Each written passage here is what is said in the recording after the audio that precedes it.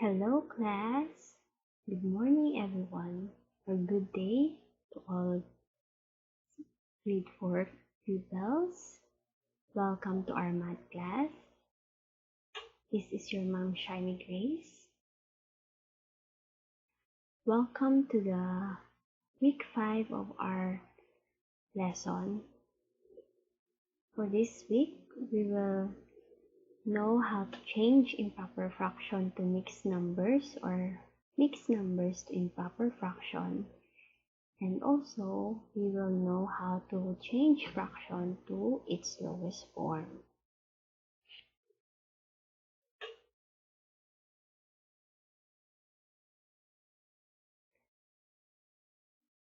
Let's have first the review. What is fraction? So fraction is a number that represents a part of a whole. So here, as you can see, we have here a pie divided into 8 equal parts.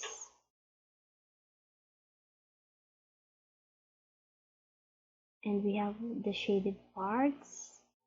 We have 5 shaded parts here. So the fraction for this shaded part is 5/8. 5 here is what we call numerator and 8 is our denominator. In a fraction, this consists of numerator and a denominator. So numerator represents the number of equal parts of a whole. And the denominator is the total number of parts that make up the said whole. So, for example, this is our whole.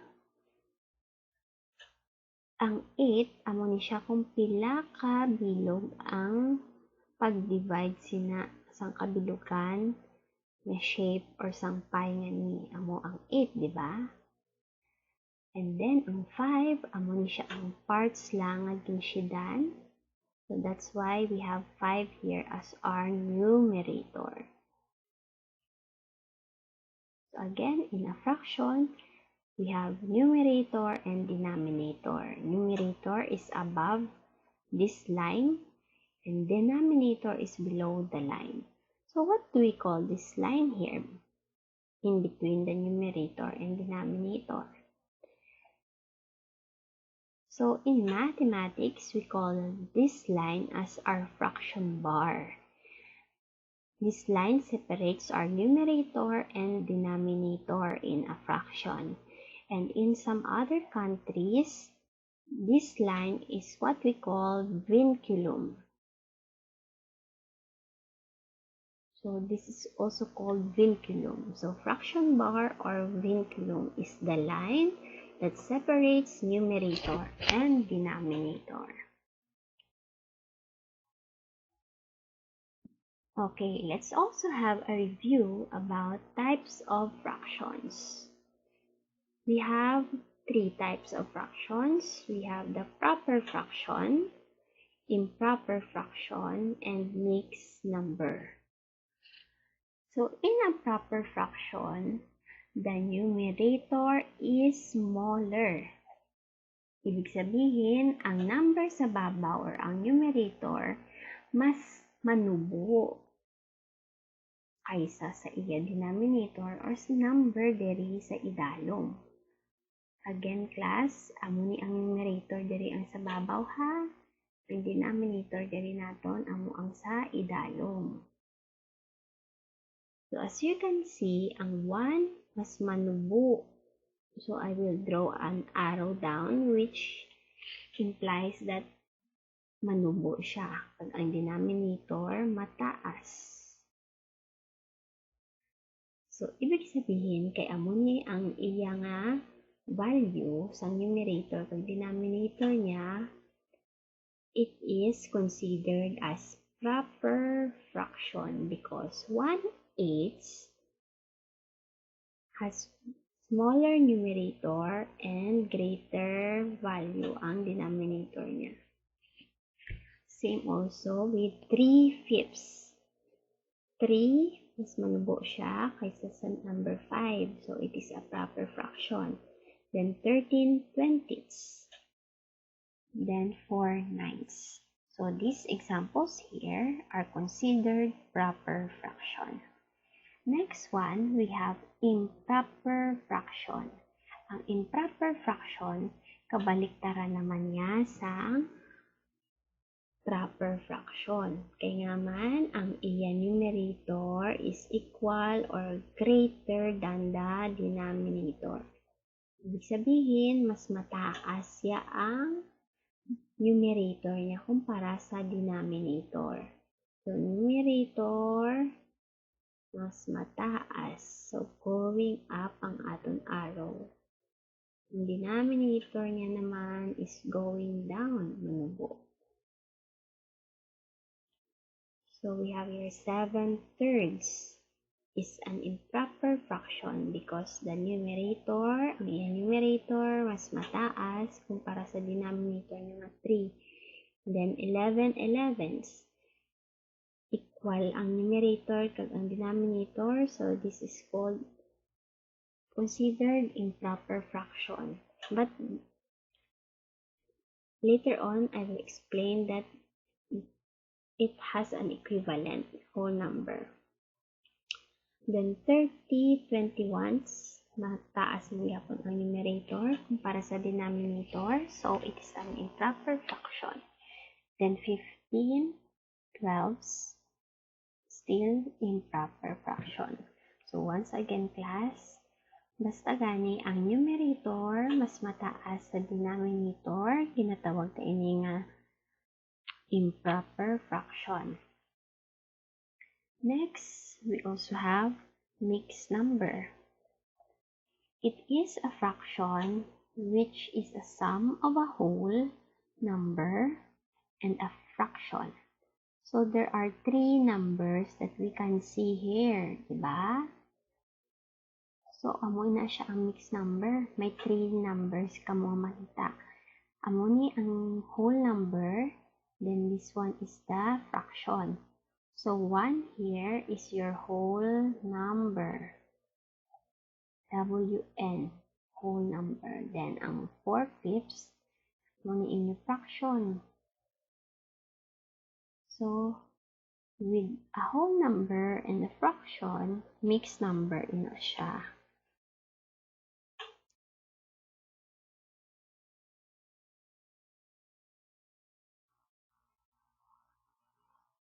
Then 3 and 2/8, mixed number. 10 and 3/4, still a mixed number. And 6 and 1/8.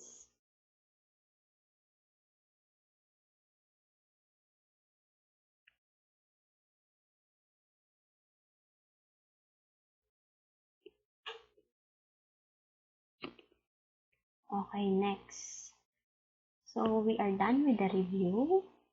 So, let's have our drill. If you can identify the fraction, if it is proper, improper, or mixed number.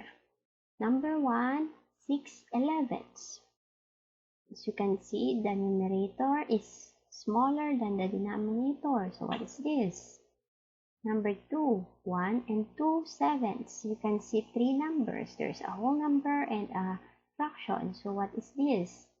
Number 3, 15/5. The numerator is higher than the denominator. Next, 7/18.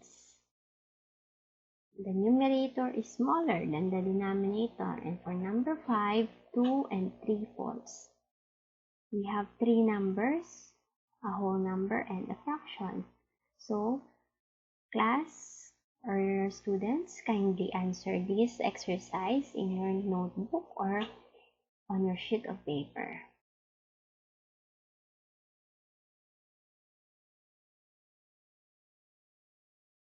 So now,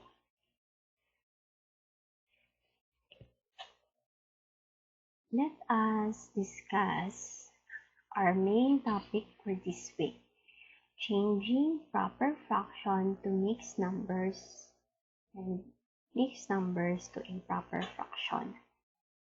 And also changing fraction to its lowest form. So let's have first this. We have here a fraction which is 5/4. So what kind of fraction is this again? Its numerator is higher than denominator. So this is what we call improper fraction. Diba? Improper fraction.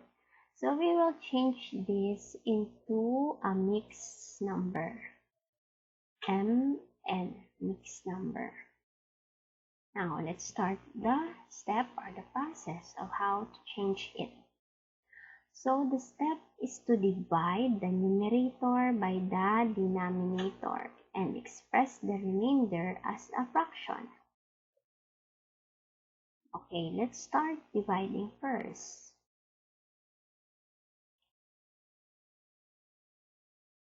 So, 5 divided by 4.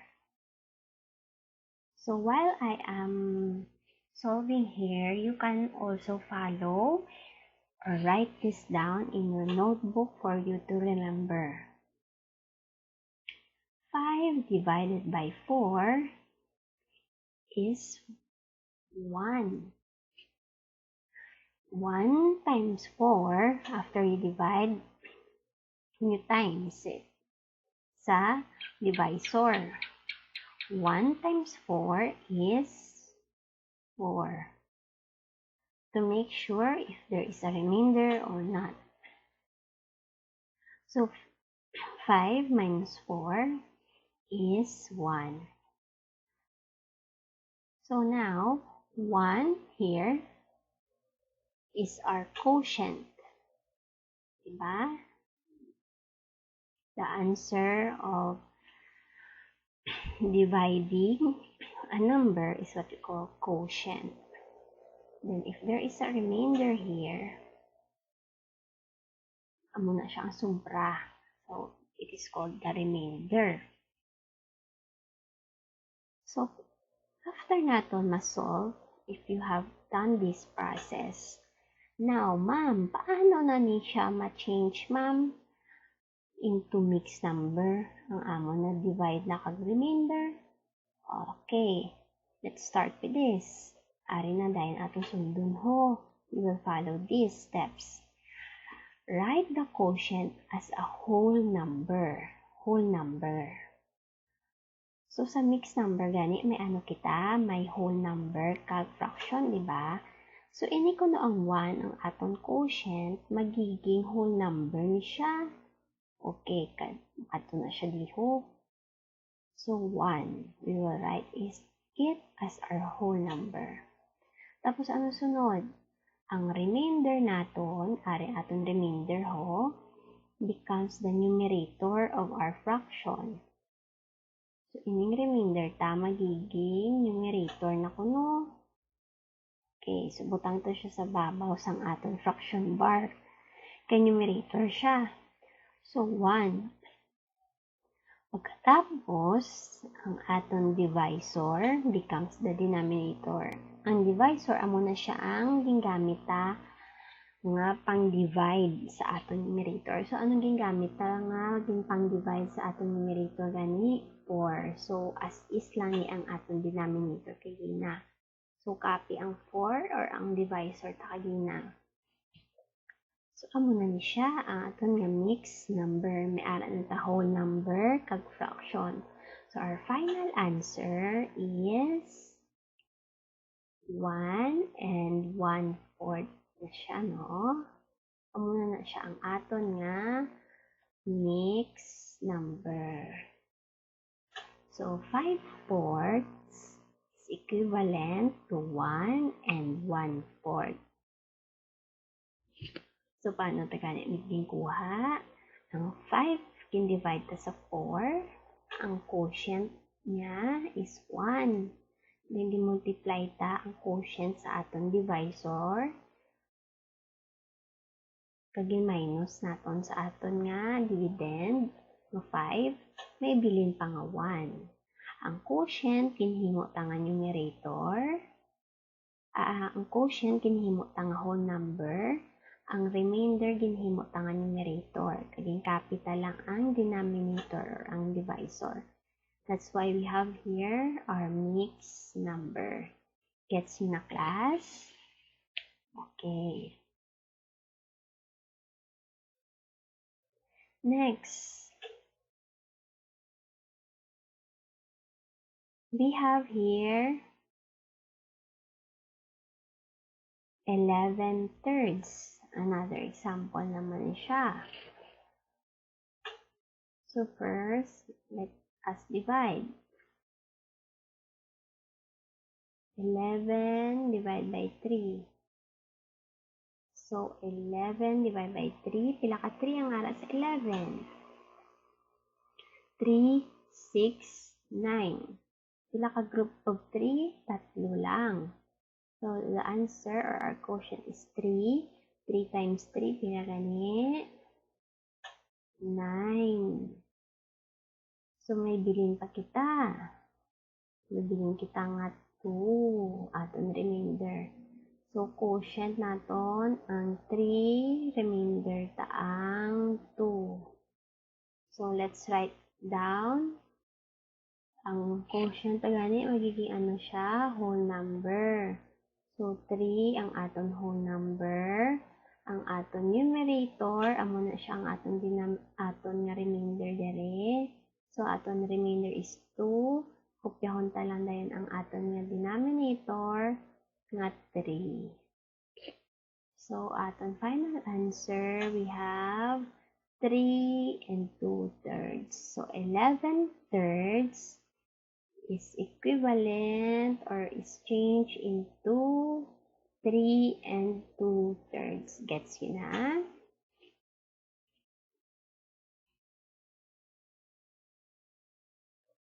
Okay. Next example. We have here 10/4. Okay.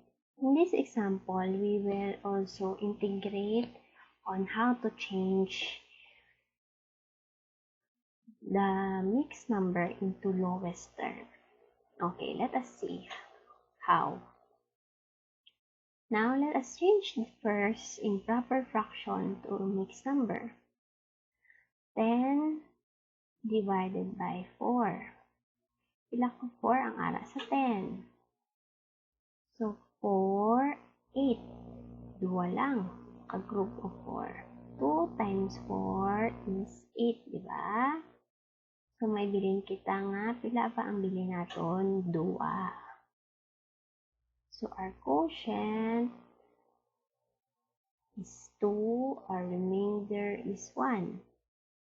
So, in solving, you can write Q and R for you to remember nga ang Q, amon siya akong himuon nga whole number. Ang remainder, ang numerator. So, ang gin-divide ko diriho, ang divisor, nga 4, ang diri nga number sa buwas ang aton nga or ang divisor niya diri amo na siya ang inyong nga denominator gyapon. So let's write it down sa mixed number niya. So ang quotient ta is 2, so magiging whole number na siya naton. Remainder naton is 2, so we will write as our numerator and our divisor kagina is 4, so ating denominator is still 4. Now,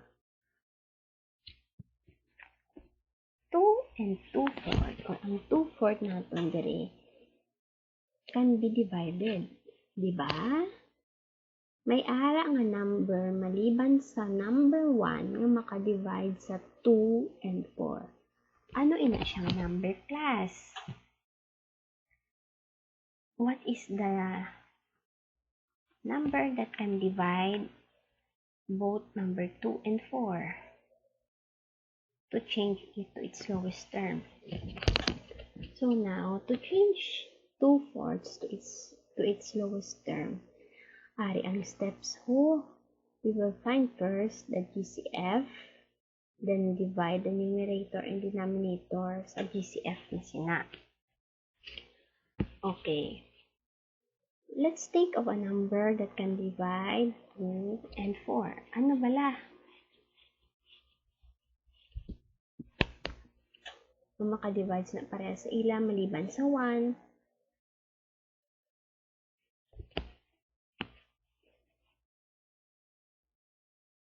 Okay.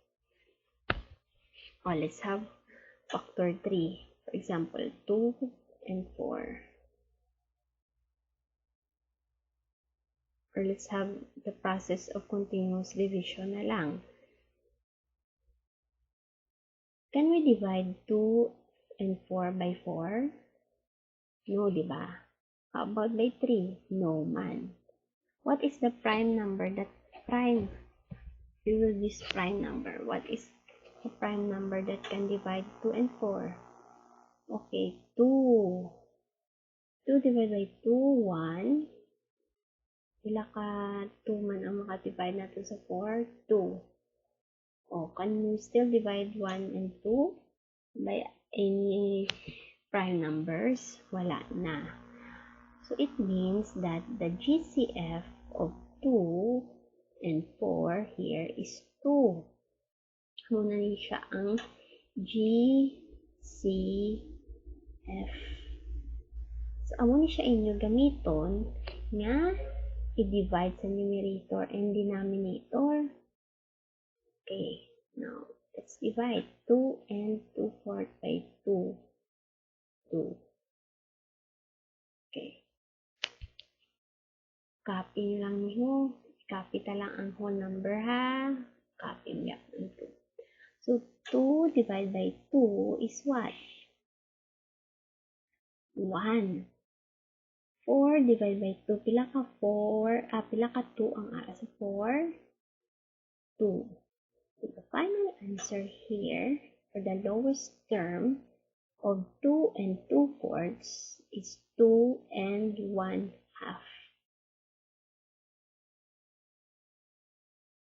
Muna ni ang lowest term sang 2/4. Ang whole number ya wala ta naging tandog. Amo man na siya gyapon. Ang 2/4 lang niya ang gin lowest term naton kay tungod gani may makadivide sining numerator kag denominator. So that's we will do if you are changing improper fraction to mixed number. You have to change it to its lowest term or lowest form always.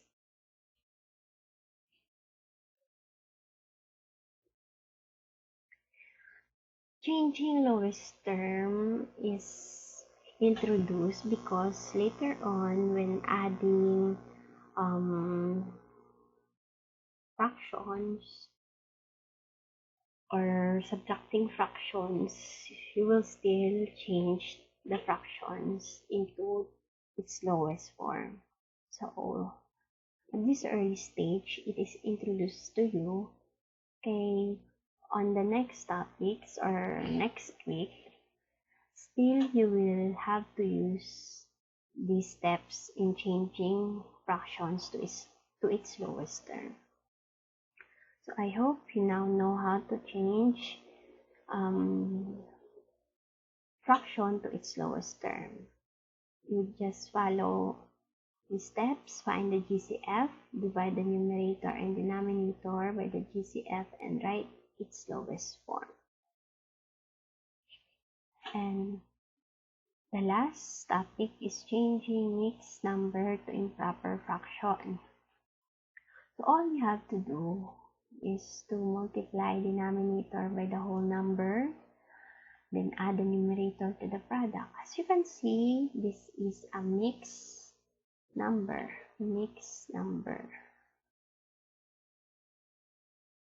Because we have three numbers here, a whole number and a fraction. Then we will change it to improper fraction. IF, kabaliktaran sa kinubra ta kagina. No? So, kung kagina sa improper to mixed number, nag-divide kita, diri naman niya, ma-multiply kita. Kasi kung kabaliktaran niya isang addition is subtraction, ang division, ang kabaliktaran niya is multiplication.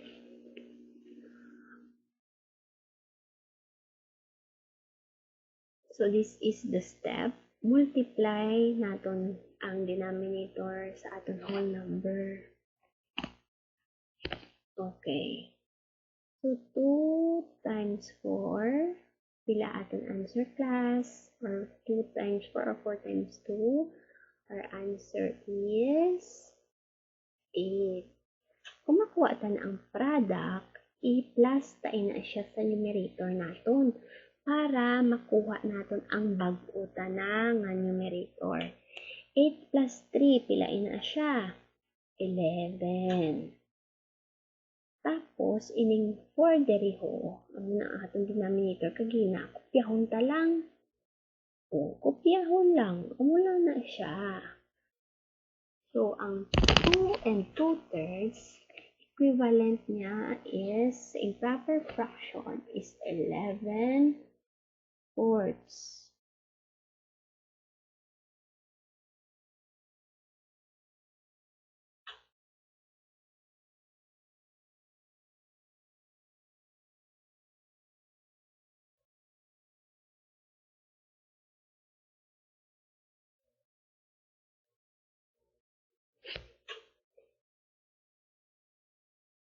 Okay.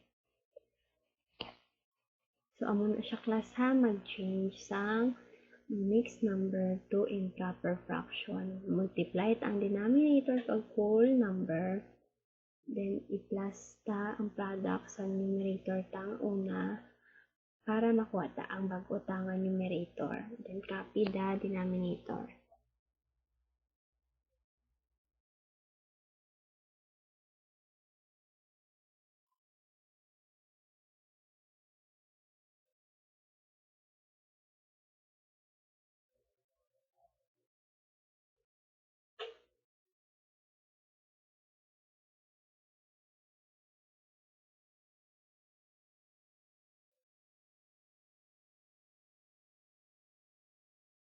Okay, let's have another example. 1 and 1/3 is our mixed number. So, we will have to multiply 1 times 3 or 3 times 1. What is our answer or product? 3. Tapos, 3 plus 1. Our answer here will be 4. So, ang bag-o tanga numerator is 4. Then, copy ang denominator tanga 3. So, 1 and 1/3 is equivalent to 4/3.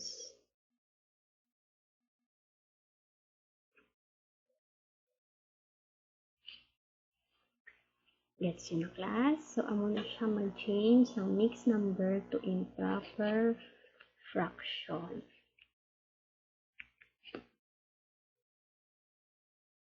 Multiply ta ang denominator with the whole number, then i-add ta ang numerator to get the new numerator natin.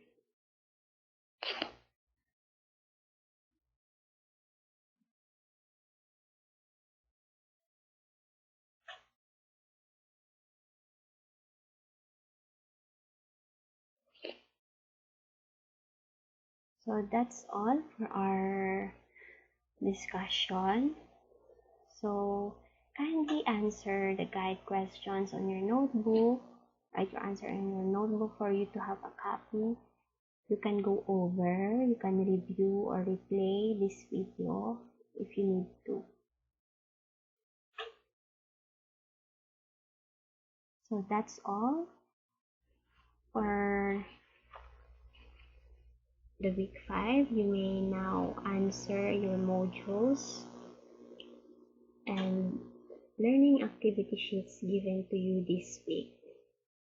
So when you are answering your modules or activity sheets, make sure that you show your solution in changing improper fraction to mixed number and changing mixed number to improper fraction for me to see and for me to check the process